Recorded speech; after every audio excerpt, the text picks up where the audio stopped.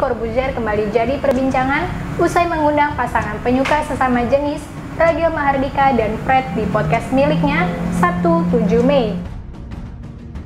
Deddy Corbuzier bahkan dicap ikut memberi panggung terhadap LGBT yang jelas-jelas dilarang di negeri ini.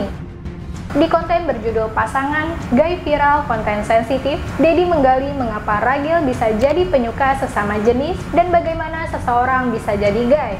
Akibatnya, warganet pun meluapkan kekecewanya melalui kolom komentar di unggahan Deddy Corbuzier baik di Instagram maupun lewat Twitter.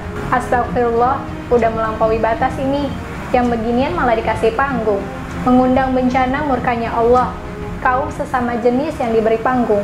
Ingat, semua apapun itu akan ada pertanggungjawabnya. Kita toleran dengan perbedaan, tapi tidak dengan penyimpangan.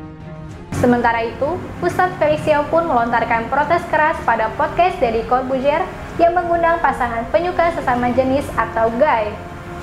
Menurut Ustadz Felix, hal tersebut seakan ada upaya terang-terangan yang membanggakan kemaksiatan dari kaum gay. Apalagi podcast itu diunggah di YouTube dengan judul yang provokatif.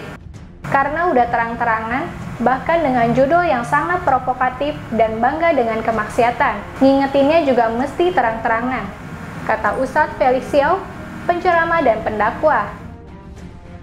Ustadz Felix pun lalu meminta para pengikutnya agar tak menonton podcast itu. Bahkan Ustadz Felix menyebut podcast itu sebagai kampanye negatif dan jauh dari tuntunan agama. Yang bilang, udah nonton belum sampai habis? Jawabannya, belum dan gak perlu. Sebab dari judul dan yang diundang aja udah jadi kampanye negatif dan jauh dari tuntunan agama. Minimal membuat orang merasa wajar dengan keburukan dan dosa. Kita nggak masalah dengan pelaku maksiat. Mereka bisa bertaubat, diajak taubat. Tapi maksiatnya kita benci, menyebarkan maksiat dan menganggapnya wajar apalagi, kata Ustadz Felix Xiao, penceramah dan pendakwah.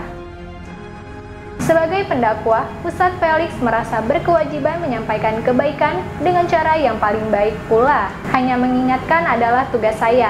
Menyampaikan kebaikan dengan cara yang paling baik itu bagian kewajiban saya, kata Ustadz Felix Xiao, penceramah dan pendakwah.